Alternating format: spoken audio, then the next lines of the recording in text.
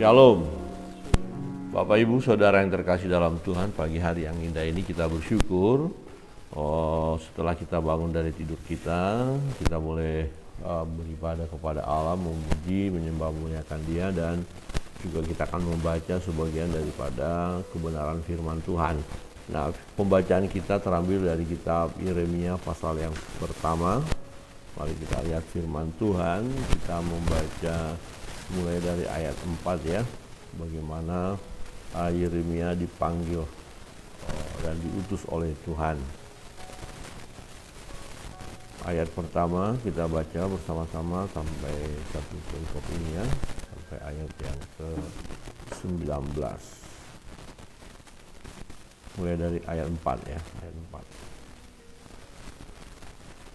4. Yeremia dipanggil dan diutus. 1, 2, 3.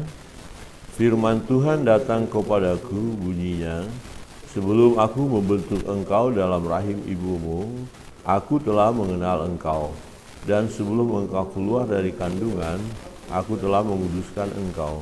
Aku telah menetapkan engkau menjadi nabi bangsa-bangsa. Maka aku menjawab, Tuhan Allah, sesungguhnya aku tidak pandai berbicara sebab aku ini masih muda. Tetapi Tuhan berfirman kepadaku, janganlah katakan aku ini masih muda, tetapi kepada siapapun engkau kuutus, haruslah engkau pergi. Dan apapun yang kuperintahkan kepadamu, haruslah kau sampaikan. Janganlah takut kepada mereka, sebab aku menyertai engkau untuk melepaskan engkau, demikianlah firman Tuhan. Lalu Tuhan mengulurkan tangannya dan menjawab mulutnya. Tuhan berfirman kepadaku, sesungguhnya aku menaruh perkataan-perkataanku ke dalam mulutmu. Ketahuilah, pada hari ini aku mengangkat engkau atas bangsa-bangsa dan atas kerajaan-kerajaan untuk mencabut dan merobohkan, untuk membinasakan dan meruntuhkan, untuk membangun dan menanam.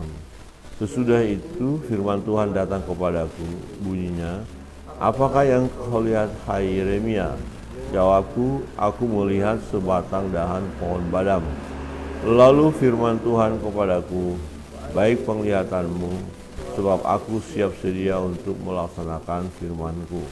Firman Tuhan datang kepadaku untuk kedua kalinya, bunyinya, apakah yang kau lihat? Jawabku, aku melihat sebuah periuk yang mendidih, datangnya dari sebelah utara.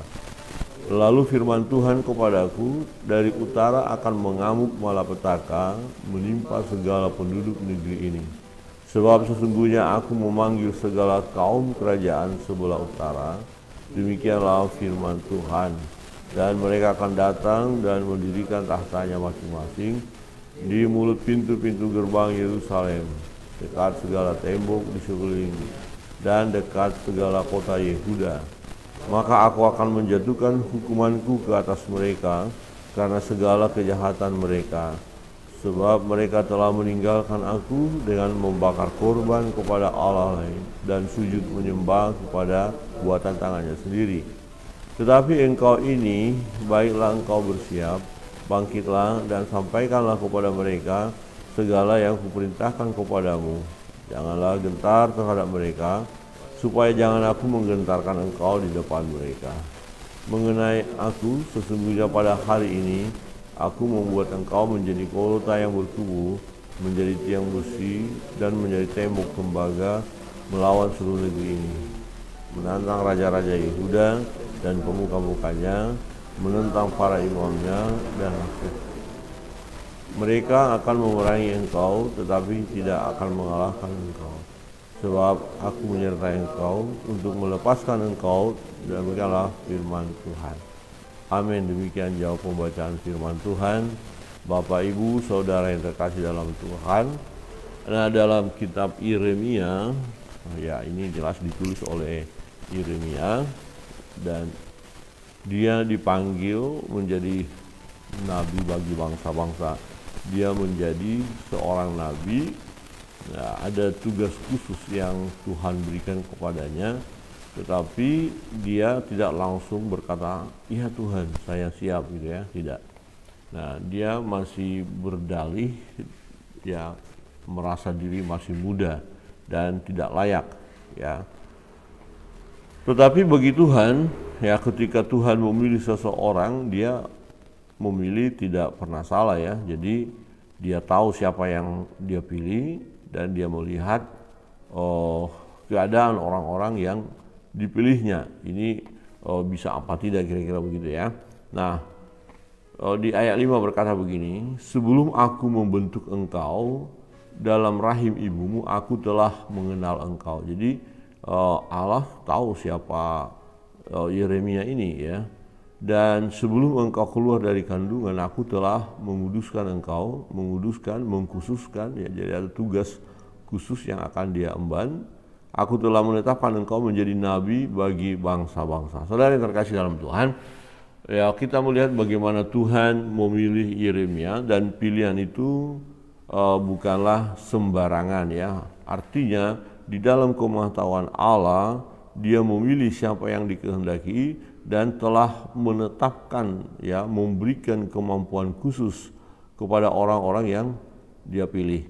Nah, mengapa Yeremia ya belum langsung meresponi atau langsung siap? Karena memang ini tidak mudah ya menyampaikan, apalagi tugas khusus dari Nabi ini adalah menegur umat, mengingatkan umat. Nah, ini tidak gampang. Bisa ada umat itu bisa menyerang dia kembali. Ya, jawaban Yeremia atau responnya kepada Tuhan, kalau kita lihat di ayat 6 dikatakan, maka aku menjawab, Tuhan Allah, sesungguhnya aku tidak pandai berbicara sebab aku ini masih muda. Tetapi apakah alasan dengan masih muda terus membenarkan untuk tidak meresponi panggilan Tuhan? Nah, ini penting ya. Jadi ada kalanya memang anak-anak muda ketika dipanggil Tuhan, nah alasan sama seperti Yeremia, aku kan masih muda, aku terlalu muda, masa masih muda langsung jadi pelayan Tuhan, sepertinya belum siap deh gitu ya. Nah, tetapi kita lihat jawaban Tuhan ya. Tetapi Tuhan berfirman kepadaku, janganlah katakan aku ini masih muda, tetapi kepada siapapun engkau kuutus, haruslah engkau pergi. Haruslah engkau pergi. Jadi Tuhan panggil dia, dan jangan ada alasan sebenarnya gitu ya. Kalau ini masih muda salah satu alasan, jadi apapun alasan kita tidak dibenarkan kalau Allah sudah memanggil kita. Karena apa? Allah Maha tahu tadi. Ya, Allah sudah merancangkan sesuatu ya masing-masing dalam hidup kita secara khusus sebagai pelayan-pelayan Tuhan. Ya, tidak bisa kita berkata, Tuhan yang lain saja, Tuhan saya nggak punya kemampuan, Tuhan masih saya ada kegiatan lain, Tuhan ini kan pekerjaan orang-orang yang khusus, orang-orang spesial ya, sudah belajar firman Allah. Nah, ada alasan yang bisa kita munculkan untuk menolak panggilan Tuhan, tetapi apapun alasan itu ya, apapun itu sesungguhnya tidak dapat membenarkan bahwa panggilan itu kita tolak. Kita misalnya begini, kita buat berbagai alasan, tapi alasan itu nggak masuk akal, nggak bisa. Karena apa? Karena Tuhan yang memilih. Maka kalau Tuhan sudah tetapkan kamu harus pergi, kamu harus mengatakan sesuatu, menegur umatku, harus ditegur. Jadi yang pertama, kita jangan menolak ya panggilan Tuhan dengan alasan masih muda ya, alasannya masih muda. Nah, yang kedua, kalau kita lihat bahwa Nabi ini akan mengalami tantangan yang luar biasa. Nah, dalam sejarah para nabi juga salah satu nabi yang dikategorikan sebagai nabi yang paling menderita adalah Nabi Yeremia ini, karena waktu dia bicara tidak ada yang mau meresponinya. Ya, dengar tapi tidak mau mengikuti, tidak mau bertobat. Dan pada akhirnya dia sendiri akan menyaksikan bahwa umat Yehuda akan dibuang ke Babel itu. Nah, ini sesuatu yang menyedihkan. Nah, kalau di ayat 8 kita lihat, janganlah takut kepada mereka. Nah, sebab aku menyertai engkau untuk melepaskan engkau, demikianlah firman Tuhan. Jangan takut kepada mereka. Alasan yang kedua, kalau kita melihat ya, memang Yeremia tidak berkata, saya takut. Tetapi fakta, ya sesungguhnya ada rasa takut juga, ya. Nah ini wajar saja kita sebagai pelayan-pelayan Tuhan ketika diutus untuk pergi ke satu tempat atau satu daerah atau satu komunitas untuk menyampaikan kebenaran, menyampaikan firman Allah, atau untuk menegur orang-orang yang sedang asik dengan dosa, itu kan tidak mudah. Ya, itu bisa ada perlawanan, itu bisa mereka nggak terima, bisa kita diusir, ya dianiaya. Jadi Tuhan bilang jangan takut kepada mereka, sebab apa? Aku menyertai engkau. Jadi seorang pelayan Tuhan jangan meragukan tentang penyertaan Tuhan dalam hidupnya. Jadi, ada masalah, ada tantangan yang akan kita hadapi sebagai anak-anak Tuhan yang bersaksi, anak-anak Tuhan yang menyatakan kebenaran. Ya ada tantangan yang memang harus dihadapi, ada harga yang harus dibayar. Nah, ada orang-orang yang tidak suka dengan apa yang kita lakukan, ada orang-orang yang benci dengan kita karena kita sebagai pengikut Tuhan, pengikut Kristus. Nah, apapun yang akan mereka lakukan, apapun yang coba dirancangkan mereka untuk mencelakakan kita, jangan kita takut. Kenapa? Karena Tuhan menyertai. Penyertaan Tuhan di sini ya adalah pertama dikatakan untuk melepaskan engkau. Jadi kalau mereka nanti kalau nabi ini ditangkap, dianiaya, ada Tuhan yang akan melepaskan. Dan itu terjadi ya.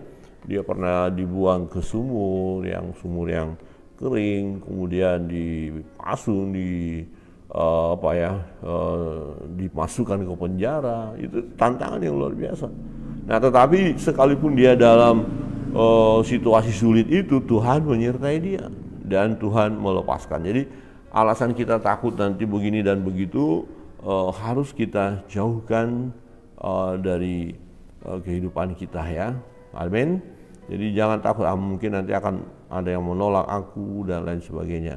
Ada Tuhan yang menyertai. Dia 9 berkata, lalu Tuhan mengulurkan tangannya dan menjamah mulutku. Tuhan berfirman kepadaku, sesungguhnya aku menaruh perkataan-perkataanku kepadamu. Jadi kita jangan takut dan jangan berkata aku tidak punya kemampuan. Prosesnya ya ikutin saja, nanti Tuhan akan melakukan bagi kita.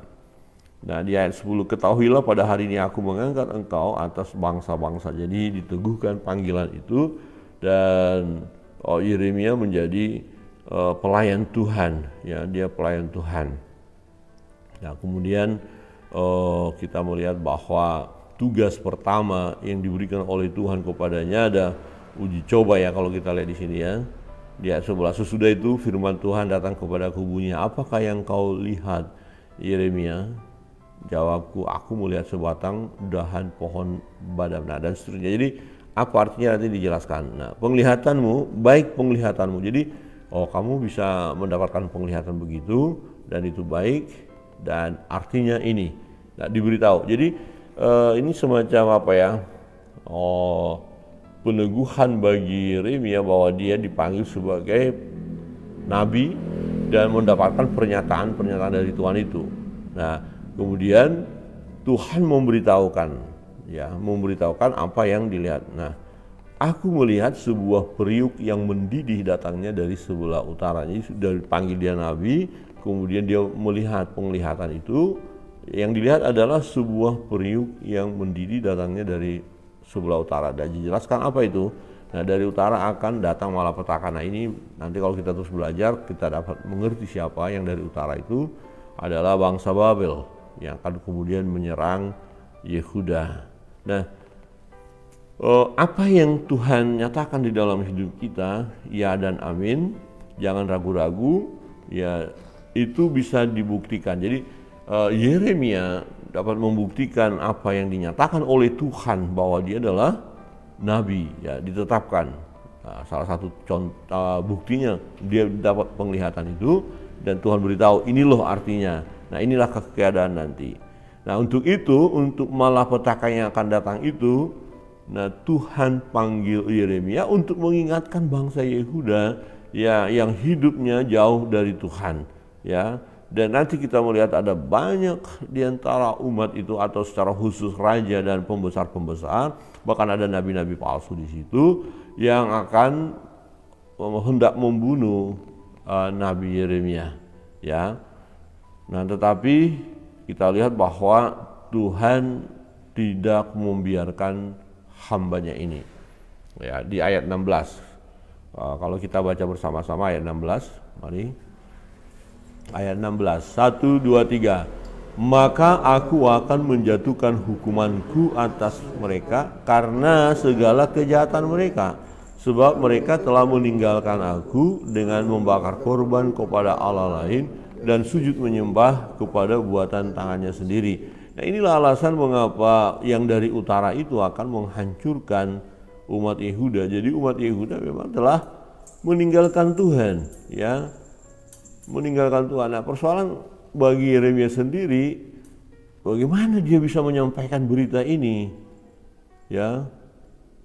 Wah, ini kan bisa berbahaya, dan betul Tuhan tahu itu, ya. Tuhan tahu itu, ya. Kalau kita lihat di ayat 18 berkata begini, mengenai aku sesungguhnya pada hari ini aku membuat engkau menjadi kota yang berkubu, menjadi tiang besi dan menjadi tembok tembaga melawan seluruh negeri ini, menentang raja-raja Yehuda dan pemuka-pemukanya, menentang para imamnya dan rakyat negeri ini.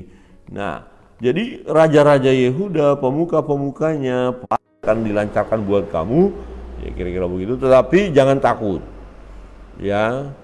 Mereka tidak akan bisa mengalahkan engkau, ya, kepada hamba Allah. Kenapa? Karena Allah menyertai hambanya ini, ya. Saudara yang terkasih dalam Tuhan, ini mengingatkan kita sebagai orang-orang yang dipilih oleh Tuhan, ditetapkan oleh Tuhan untuk menjadi pelayan-pelayannya, menyampaikan kabar baik kepada banyak orang. Bisa ada respon dari orang yang kita layani menyerang kita, bukannya bersyukur, bukannya berterima kasih, tetapi menyerang kita dan hendak membunuh kita. Tapi jangan takut, kita tidak hanya sekedar dipilih, tapi ditetapkan untuk pergi menghasilkan buah. Dengan kata lain, kita adalah pribadi-pribadi yang harus siap, ya, dipakai oleh Tuhan untuk menjadi berkat bagi banyak orang, untuk bagian-bagian tertentu atau orang-orang yang sudah belajar teologi kemudian kita menolak panggilan Tuhan. Jangan.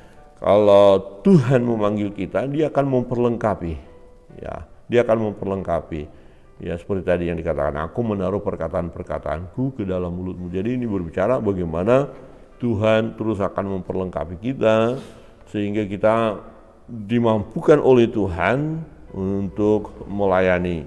Dan ketika ada, ya, tantangan, serangan, pergumulan yang kita hadapi yang hendak, ya, dalam pelayanan-pelayanan bidang rohani ini, ya. Jadi kalau kita melihat orang-orang yang hidupnya jauh dari Tuhan, nasihatilah mereka, ya, bimbinglah mereka, layani mereka, ya. Amin. Tuhan menyertai kita. Mari kita berdoa.